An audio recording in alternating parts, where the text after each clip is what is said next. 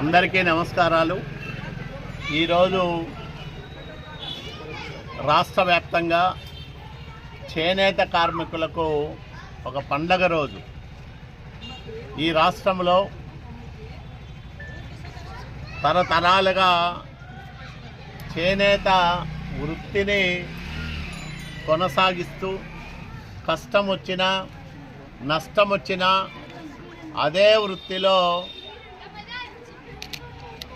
ముందుకు సాగిపోతున్న చేనేత కార్మికులకు ఒక్కొక్కరికి 25,000 రూపాయలు అందజేస్తున్న ఒక మంచి రోజు। ఎందుకంటే చేనేత రంగంతో తెలుగుదేశం పార్టీకి విడదీయరాని అనుబంధం ఉంది।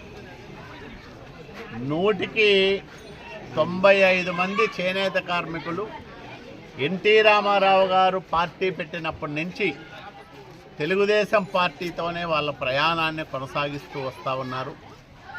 అనేక రాజకీయ సంక్షోభాలు ఎదురైనా ఎంతోమంది ఎన్నో రకాలుగా మాయమాటలు చెప్పిన చేనేతలు మాత్రం తెలుగుదేశం పార్టీకి ఒక బలమైన వర్గంగా కొనసాగుతూ వస్తూ ఉన్నారు। వారికి మేము ఎంత చేసినా తక్కువే, కానీ ఈరోజు వారి కోసం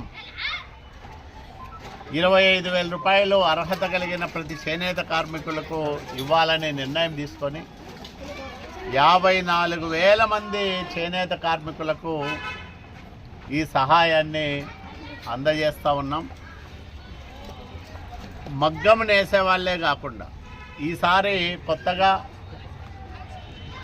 రాట్నము కూడా ఈ పథకాన్ని వర్తించాలని ఒక గొప్ప నిర్ణయాన్ని చంద్రబాబు నాయుడు గారు తీసుకున్నారు। దీనివల్ల ఇప్పటికే అర్హులైన 54 మంది నేత కార్మికులతో పాటు మరో 10,000 మందికి లబ్ధి చేకూరే అవకాశం ఉంది। ఈ ఏడాది బడ్జెట్లో ప్రత్యేకంగా చేనేత రంగాన్ని ఆదుకోవడానికి 250 కోట్ల రూపాయల నిధులను కేటాయించాం। ఎక్కడ అవకాశం ఉంటే అక్కడ ఇప్పటికే 200 యూనిట్లు ఉచితంగా విద్యుత్తు అందజేస్తూ ఉన్నాం। ఇప్పుడు 25,000 రూపాయలు సంవత్సరానికి ఆర్థిక సహాయం ఇస్తూ ఉన్నాం।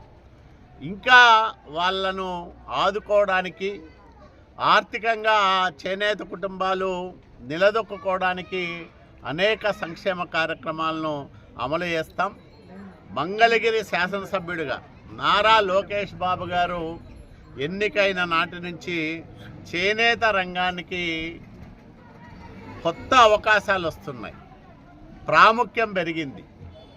వాళ్ళను ఆదుకోవడానికి వాళ్ళ వృత్తుల్లో వాళ్ళను ప్రోత్సహించడానికి కూటమి ప్రభుత్వం చంద్రబాబు నాయుడు గారి నాయకత్వంలో అనేక కార్యక్రమాలు చేస్తూ ఉంది। దాంట్లో ప్రధానమైనది ఈరోజు నేతన్న సేవలో పేరుతో మేమిస్తున్న ఈ ఆర్థిక సహాయం।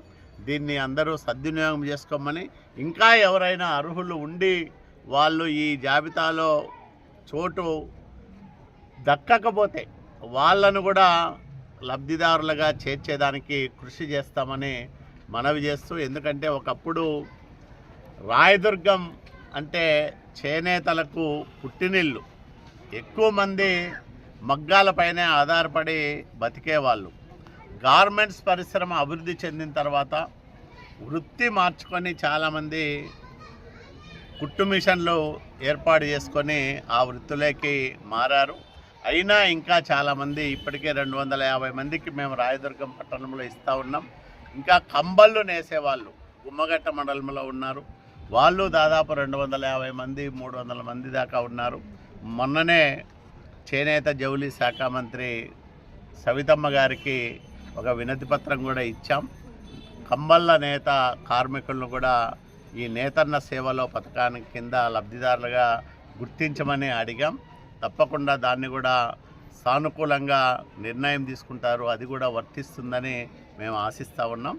చేనేత కార్మికులను ఆదుకోవడంలో ఎన్టీ రామారావు గారి కాలం నుంచి చంద్రబాబు నాయుడు గారు ఈరోజు లోకేష్ బాబు గారు ప్రత్యేక శ్రద్ధ చూపుతున్న విషయాన్ని ఆయా వర్గాలకు మరొకసారి మనవి చేస్తూ వాళ్ళ ఆశీస్సులు, వాళ్ళ అండదండలు, వాళ్ళ ఆదరణ ఎల్లప్పుడూ మా పైన, చంద్రబాబు నాయుడు గారి పైన ఉండాలని కోరుకుంటూ సెలవు తీసుకుంటాం.